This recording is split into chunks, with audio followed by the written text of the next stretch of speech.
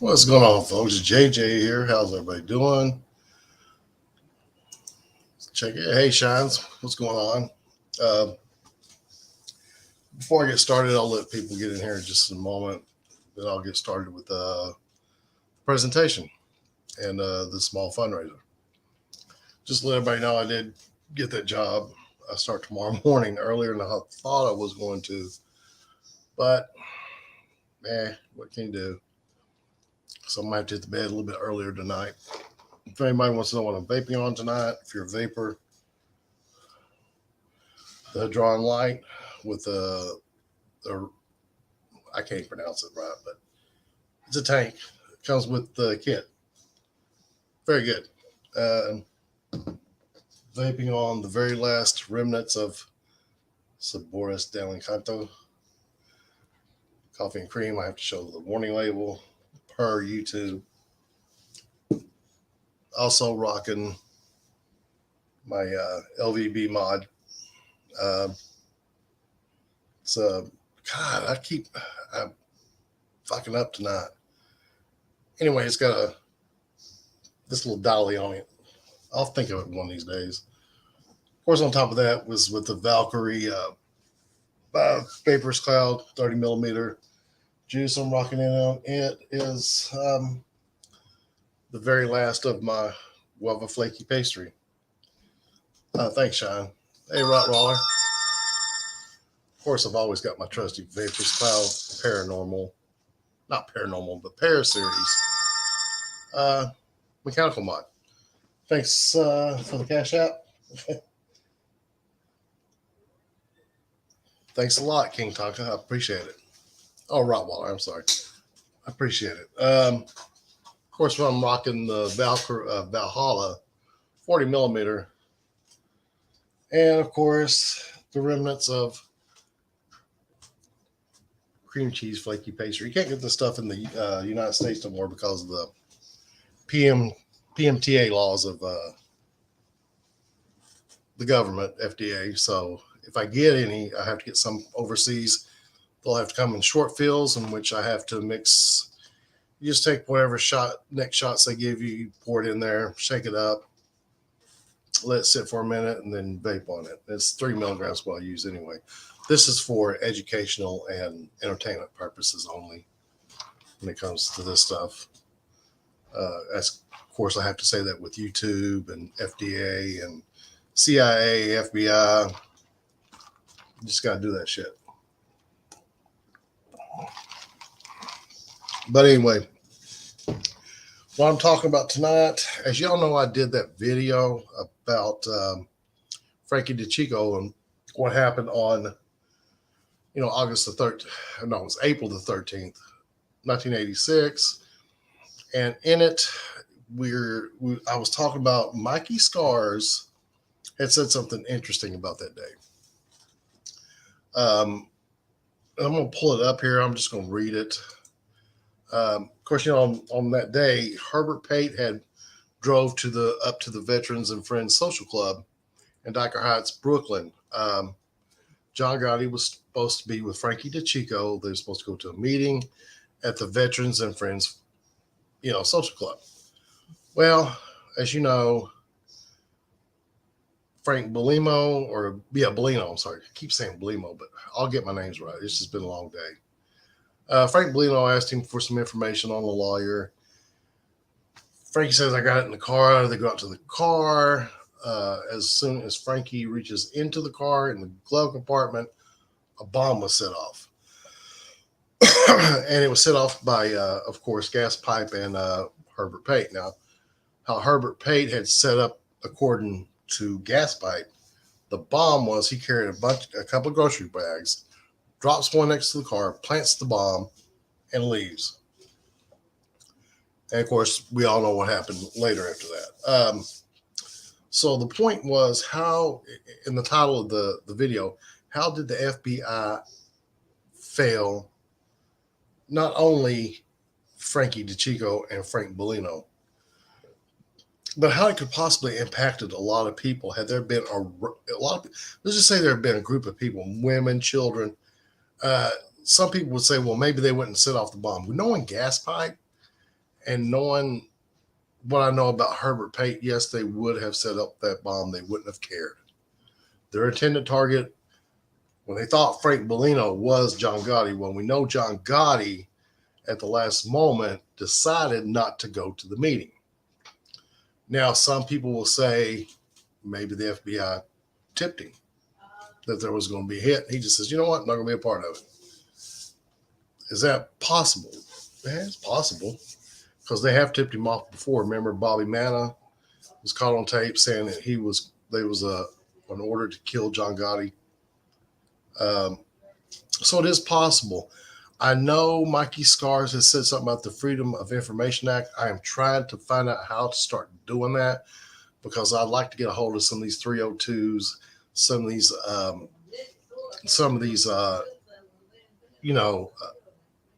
FBI investigation reports on this. It would be interesting. So if anybody knows how to do that, please shoot me an email, jjsreviews@comcast.net. Tell me how I can do it. I will do it. And that would just help out with my channel even more. Because like I said, I want to do more of the investigative part of it, not just taking everything off, what you see on YouTube. I mean, there's some truth on YouTube. There's a lot of truth on YouTube. God, man, I'm telling you, struggling with words today. But yeah, but how did the FBI fail in this situation? Well, as Mikey Scar says, they're there every day. Why on this particular day did they not show up? Now we know more likely they had wiretaps on Gas Pipe, the Lucchese family, a lot of them, and the Genovese family. So they probably knew something was in the wind or something was going to happen. But why didn't they show up that day? Because think about it. Had the FBI been there, seen Pate drop those grocery bags, do something up under the car, they're by law and by their own rules are supposed to coordinate off, block off the car, go warn people that something was put on the car. They need to investigate it, whether they like the mafia or not, whether they like Frank DiCicco or anybody in that building, Mikey Scars. They're by law supposed to tell them what's going on. And I'm sorry you're hearing stuff going on in the background. But anyway, they're supposed to notify them what they're doing or what's going on. Because that could have been a big game changer. Because look what happened to the Gambino family after Frankie DiCicco was killed. And you can ask Mikey Scars. I'm pretty sure to tell you what he could give you a scenario of what things would have probably been like had Frankie not got killed. Now, does that mean that they eventually wouldn't get to him? Not necessarily. But it could have delayed a lot because what was going to happen is they were going to blame the Sicilian factions that weren't happy with the hit on Paul Castellano. And we all know that. So just think if there had been women and children around and there was injuries and maybe real innocent people were killed, that could have sparked a big outlash towards the mafia, for one, and not to mention the war or the wars that would have happened between the five families over this. It could have potentially been a lot worse than what it was. And we know that Chin decided to just slowly start killing everybody around John Gotti and save him basically for last. That was one of the plans that came up afterwards. For them to say, for Sammy Gravano to say that, and John Gotti at the time said they didn't know, I'm not buying it. I know Mikey asked Sammy when Sammy got out of prison in Arizona, asked him, said, did you know? And he's like, no, we didn't know. I'm not buying it because you should know what you did and who would probably come after you. And I still say that they went over the plan with Neil, the old man, before he passed away. The agreement was they wasn't going to hit Paul until after Neil passed away. And he did. I still say to this day that he was in on the assassination of Paul Castellon.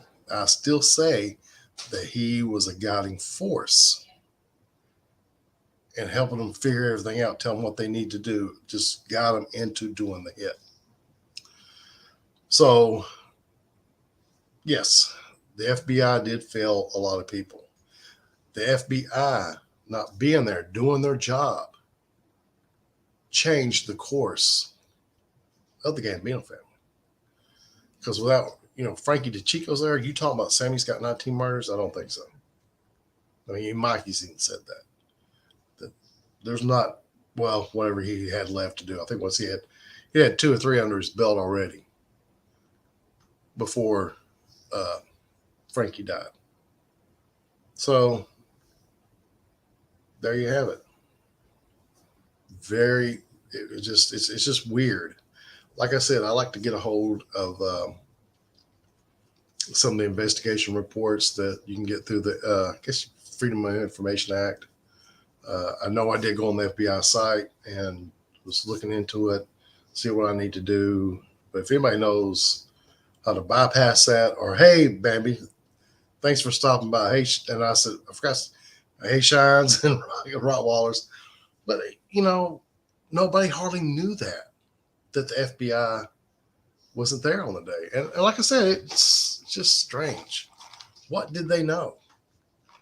I'd like to know. I'd like to get hold of that paperwork and read it and go through it, dissect it. Oh, you're fine. I'm glad you stopped by. Welcome. But anyway, that's all I got on that right now. I'll probably do a follow-up video as soon as I get some more information. I am waiting to hear from another content creator on a video he did. Yeah, that's right. They're not dumb. But he did a video, and everybody knows that I was a Sammy fanboy. Through and through. Was I ever a Sammy Gravano fanboy? I went back and looked at the old videos and just like, well, I wasn't trying to be, but I guess I came across as a Sammy Gravano fanboy. But I was watching Mikey Scars, and I saw the podcast that they played back. That's the clip I want to use because I'm going to give my own take on it about something Sammy said about Louis Melito's wife and Louis Melito's children.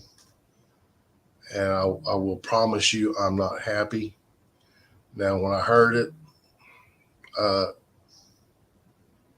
light bulb kicked off. I mean, I wasn't happy. Went to bed, got up okay. But I know if I start hearing it again, I'm going to have those feelings. And there's not going to be a nice reaction to it. I can promise you that. What I'm going to say, what I'm going to do, you'll just have to wait for that video to come out.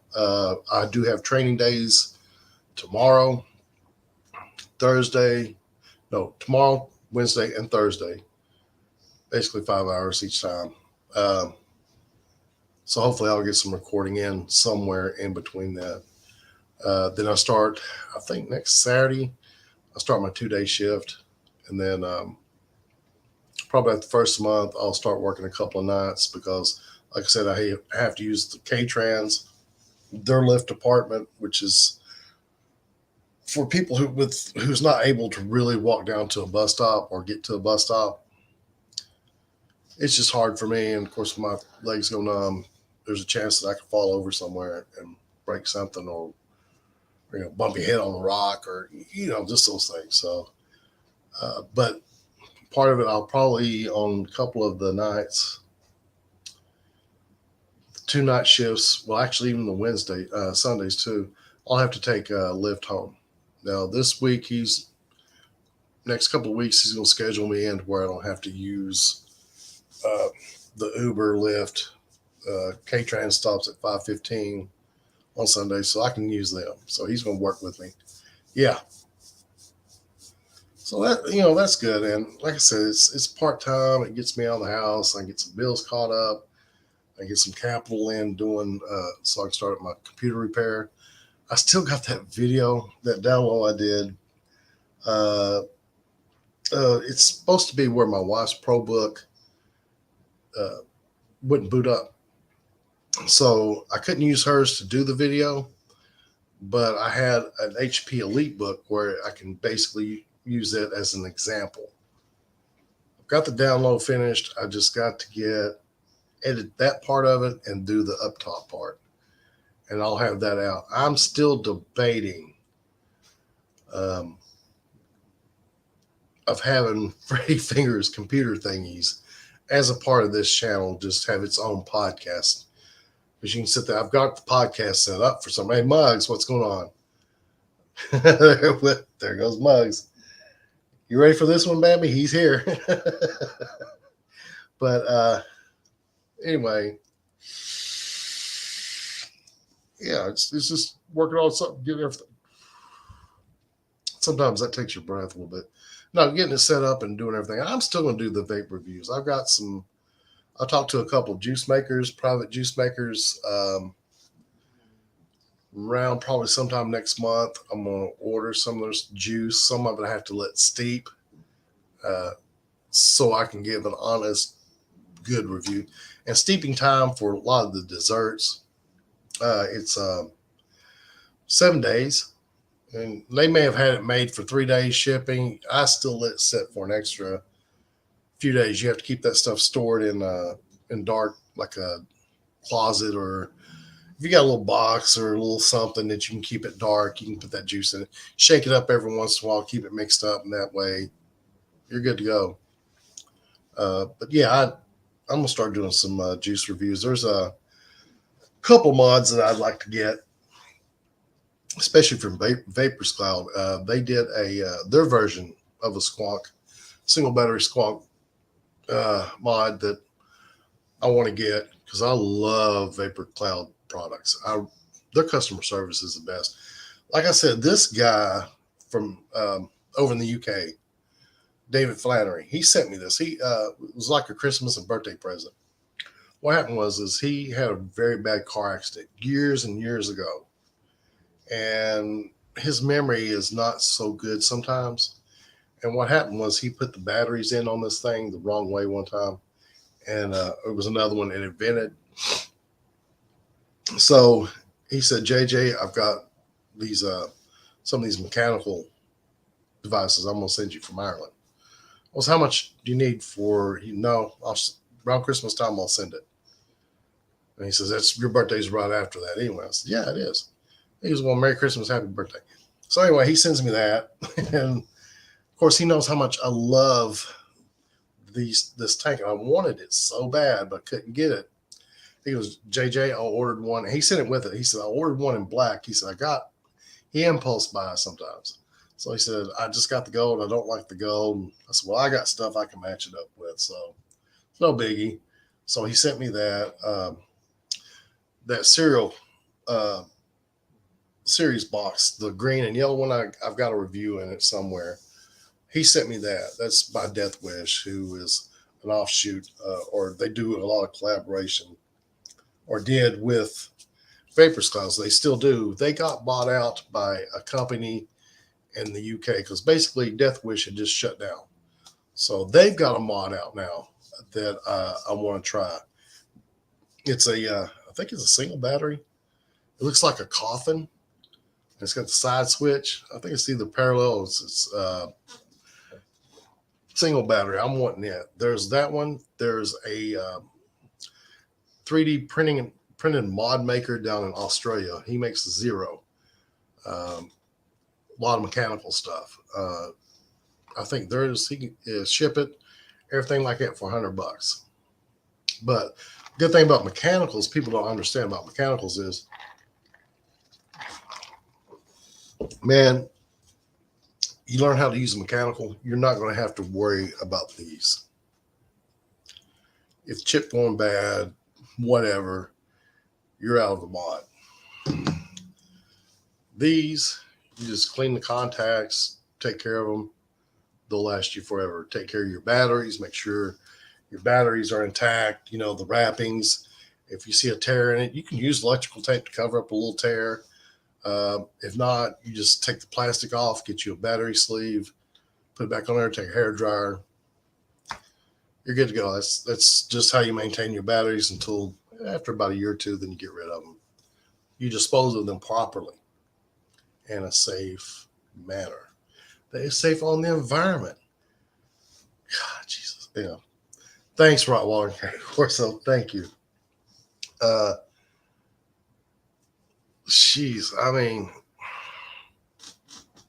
It's just sad that YouTube decided to kiss the ass of the government and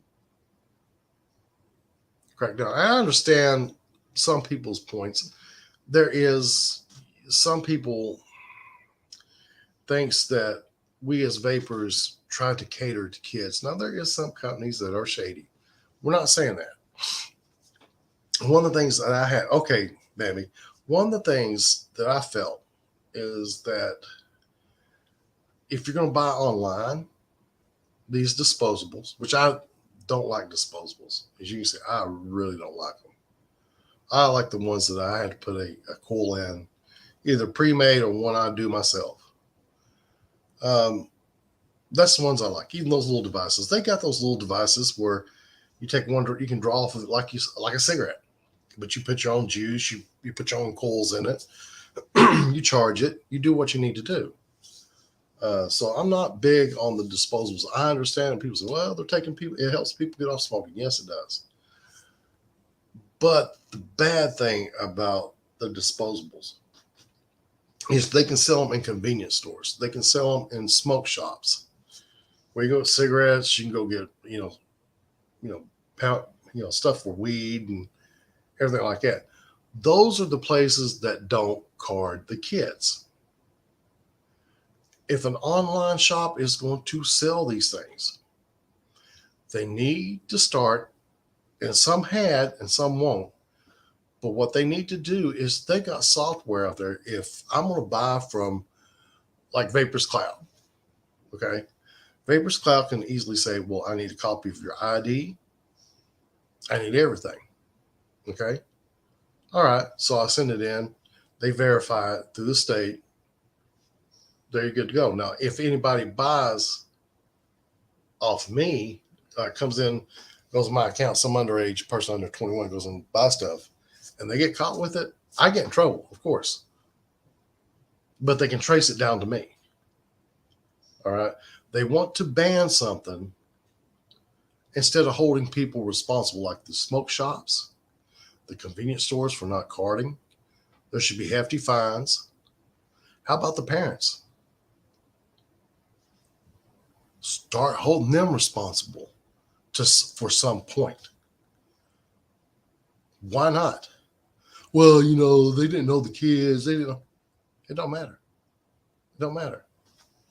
You're taking away somebody else's right just to keep somebody else's right intact. No, that don't work. Don't work like that. Start holding them responsible. You don't have to throw them in jail right off the bat. I'm not saying that. But if the problem persists, well, maybe throw the teenager in juvie for a little while. Why not? Got to start somewhere. Oh, no, let's not do nothing sensible.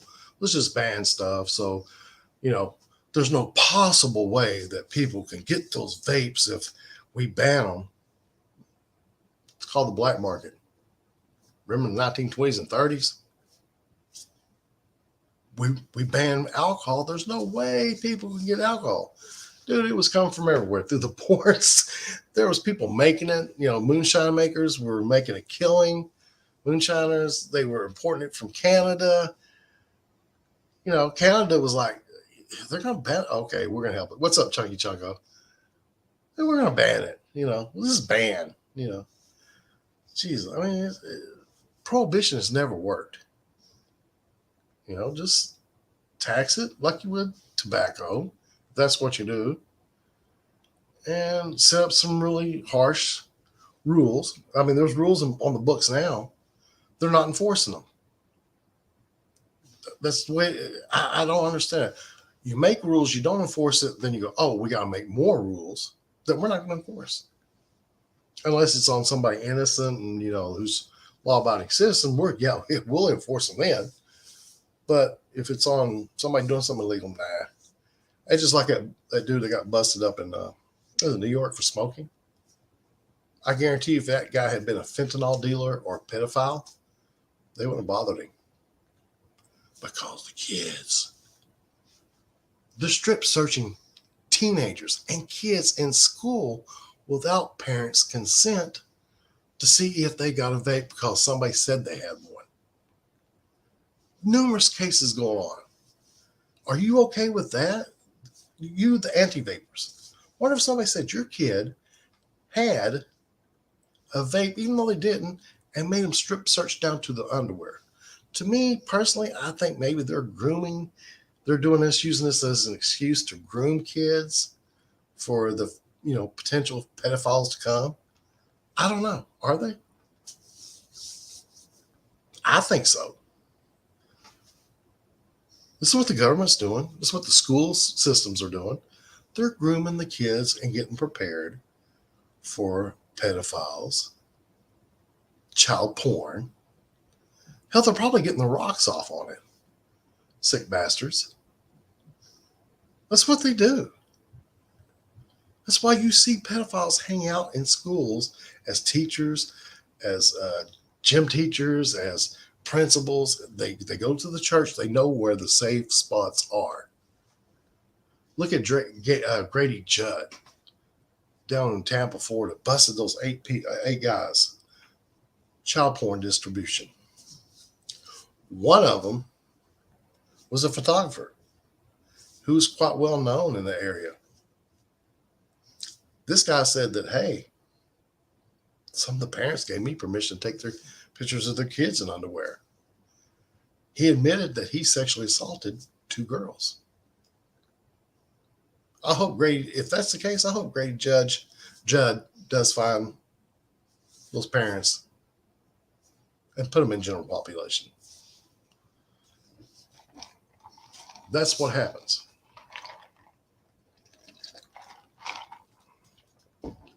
America, we're worried about kids getting hold of vaping products. But yet, I don't hear the same people clamoring about the fentanyl that is killing the kids. Well, don't do nothing about that. Or how about the pedophiles that are hurting kids? Oh, don't want to do nothing about that. Or people using these kids for child porn. Don't want to do nothing about that. But those gosh darn vapes, we need to get rid of those things. They're awful. They'll ruin our kids. The governor of Michigan, a few years back, bans all flavor. Of course, they found a workaround. Vape shops found a workaround eventually after that. Bans all flavors. They're enticing kids. And yet she's out on TV in a show promoting flavored alcohol. Do you think teenagers would not like to have flavored alcohol? Don't you think they would like to try that? Don't you think they can't? You think they can't get a hold of it? Bro, we used to get a hold of when we was kids, teenagers. Yeah, we had a place we can go and get a fifth of Jim Beam. What would cost you at the time $5, $6 costed us $12, but we'd get it. Or we knew guys that adults that would go get us a case of beer. When you pass the law at 16, you couldn't buy cigarettes. I used to go to the store buy cigarettes for my grandma, a little shop. That's how I started smoking. She'd get those coupons, and what I would do is I'd get her the coupon, and what little money I had, I'd buy me a pack of cigarettes. That's how I got started. Yep, Grady Judd is the best. But that's how I got into doing all that. Now, thank God my kids don't smoke. My oldest one, she used to. She's 30. She smoked for a while, and then she went to using disposables. Now she can build her own coils, and or she'll get the pre-made and she'll mix them up and she'll put it in the car, RDA, RTA, whatever, little burrow. And she'll fill up her own juice, and she's off the cigarettes. I'm really proud of her. She's down to almost where she said, I might just stop doing it. I'm at zero milligrams nicotine. She just keeps one because her work stresses her out sometimes. The other two just never picked up a cigarette, especially my son. My son had, he had asthma. He's, well, not asthma, but he had allergies that would, it would just bother him. So I go out and if I have the grass cut, he has to wear a mask because it just fucks him up. He's in his 20s. And the funny thing is, he can't walk into a room after somebody smokes. Bothers him. He's upstairs. He's in his 20s. If he comes down here, me vaping, sits there, he'll sit in my chair. We'll just sit there and talk. Don't bother him. See what the difference is? Combustible versus vapor. Now, some people can't do it. I mean, for certain reasons, they might be allergic to something. They might be allergic to the VG, maybe some of the flavorings. Some people are allergic to nicotine, and they have to watch what they eat because some fruits and vegetables do have natural nicotine. So nicotine is not the issue. It's just the stuff in the cigarettes that's combustible. You got all those chemicals, and you got 4 ingredients in e-liquid. One of PG, propylene glycol. When you go get that breathing treatment, that's PG in it. That's what flushes some of that stuff out. That's why you have to drink. Like when you vape, you got to drink a lot of water. You have to drink a lot of water because what that PG is doing is I remember when I started dual using again because my mom died. After I stopped dual using, went to vape, I started getting all that crud that you get from smoking. I started getting that stuff back up. That's what it does. It extracts everything out. And that stuff's got, of course, natural. It's got some water in it. Your mucus has water in it. And it dries it up enough to where you want to cough it out. And, of course, you get rid of it. That's what we do. So, yeah. Here's my little rant about vaping. I meant to do the show yesterday. I've probably been better prepared. I had to move it up today because we had some stuff going on. I was trying to work out everything for me to go back, start work.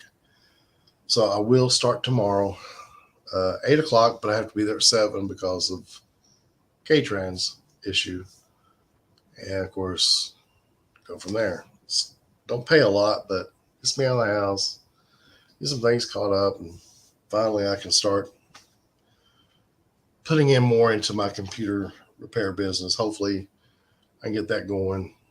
And that'd be good enough for me to do a standalone. I can just have my own business, do my own hours. I was trying to get there, but we had some unexpected reoccurring costs. It's called Biden inflation. So there you go. Another thing too, I know y'all saw that video I put out of the emails that something that was going on between me and another content creator. And I'm not going to say the person's name. Everybody knows who he is, but I'm not going to say his name. I'm just not going to.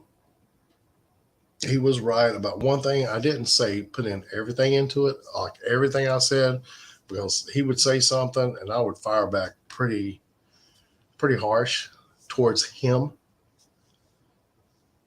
Not anybody else, towards him.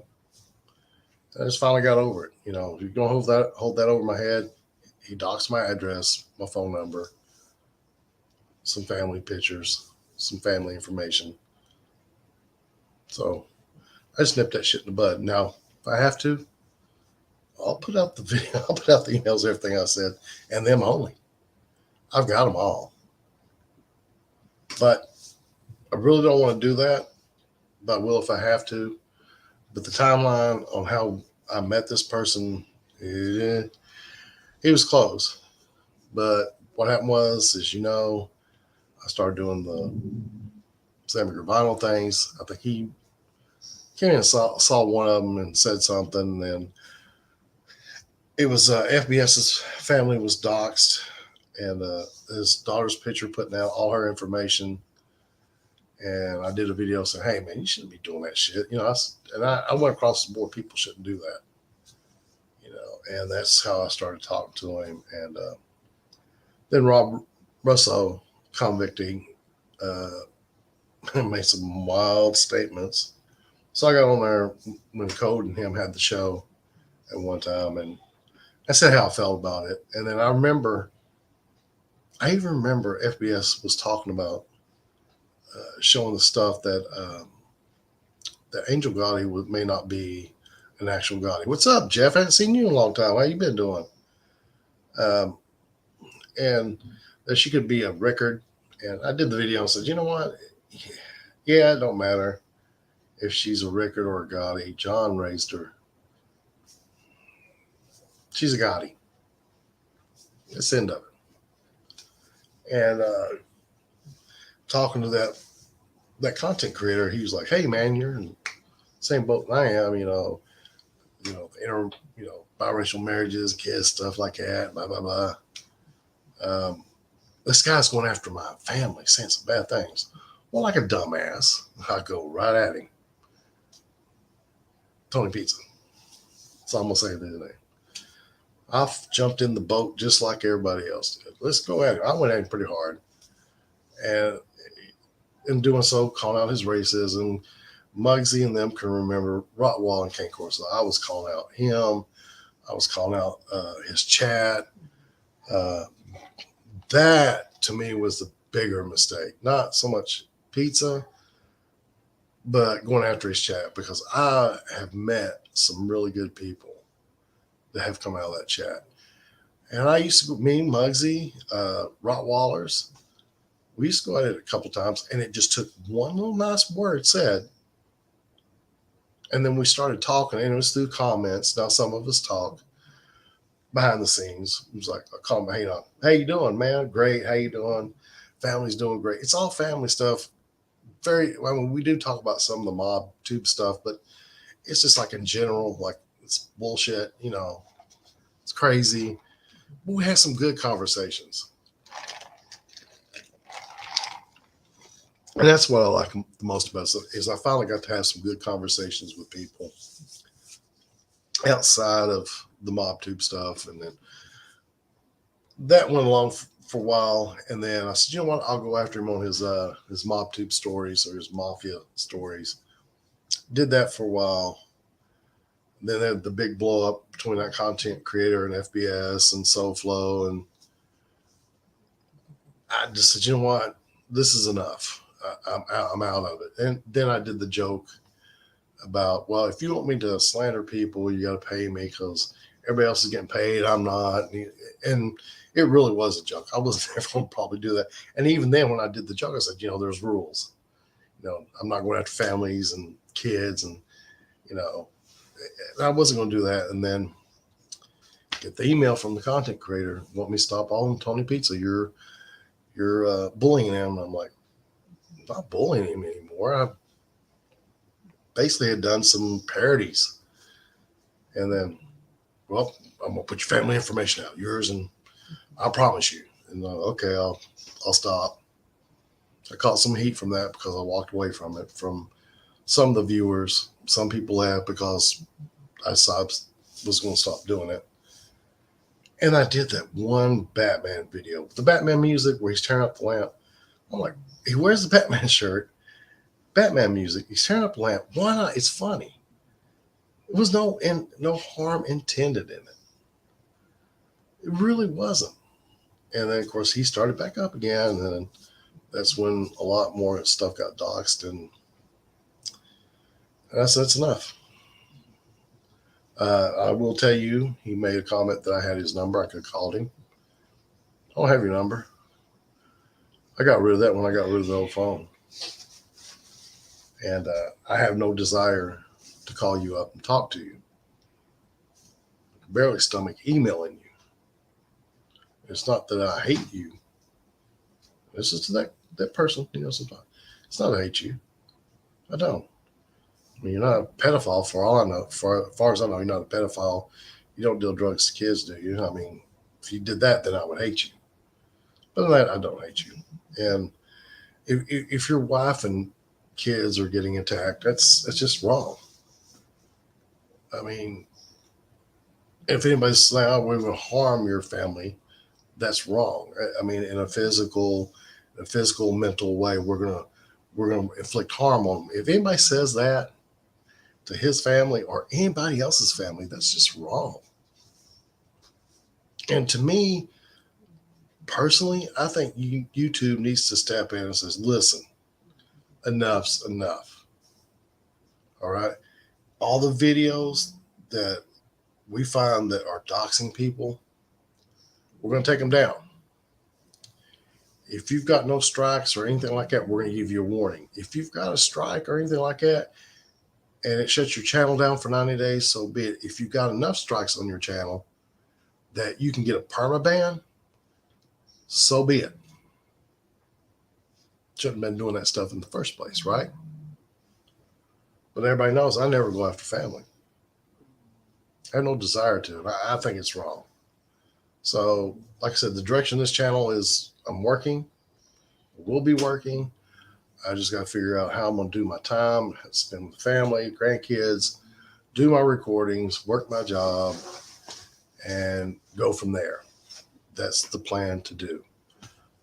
I am still up into incorporating the computer repair plus the cosmetic stuff I'm going to be doing on some of these cases, showcasing them, probably selling them. That's probably going to start hopefully next month. I'll get the supplies. I've got one computer that that's what I'm going to use a test on how to do this stuff with. I actually got two of them. But I've got one now. The first video I did where I showed me trying to get a compact to post. Couldn't get it to post. Well, I got the motherboard. So what I'm going to do is I'm going to pull up that used motherboard, that refurbished or used motherboard. I'm going to pull it out. I'm going to show people how old people, this is for the older guys, like my age or older. Okay. I'm going to be showing you how to install RAM, how to properly put on thermal paste if you want to change out a processor, a CPU processor. When I got that one, that compact, and I took the heatsink off of it, come to surprise, the whole thing wasn't covered. And that happens sometimes when it comes out of the factory, but over time, it'll heat. The processor will get hot, especially AMD. Oh my God, they're known for their heat. It used to be known for the heat issues. I think that falls back in the era where they was known for the heat issues. But it wasn't properly coated. And what happened was the processor overheated and it just killed the board too at the same time. Or it could have been a power surge that got it. Now, everything else worked in the computer except for the motherboard and the processor, because I changed a processor I know was good. And so I said, okay, it's a board. But every indication when you do those tests, I mean, it's up in the air with these things sometimes, because every indication that it was processor, but it ended up being, and it could have been both the processor and the board. So I still got the old processor. I might try it out and see if it works. There's a quick test you can do. I can put a heat sink over it just long enough to post it. If it posts, then I know the processor's good. It was the board. Processor doesn't work, then I know it's the processor. Now, there's a possibility I could have got refurbished board that's not good. I'll just have to send it back. I mean, it's only $14 used, so it is what it is. Anyway, I wanted to get the elephants out of the room, do some vaping stuff, and cover that Frankie DiCicco. I mean, like I said, the FBI, he felt him big time.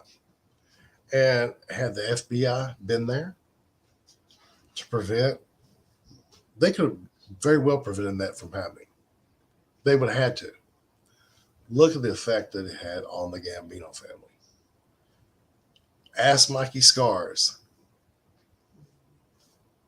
what effect did Frank DiCicco's assassination have on the Gambino family? It was more than you know. It was just more than just them losing an underboss. Way more than just losing an underboss. And maybe Sammy's body count wouldn't have been so high.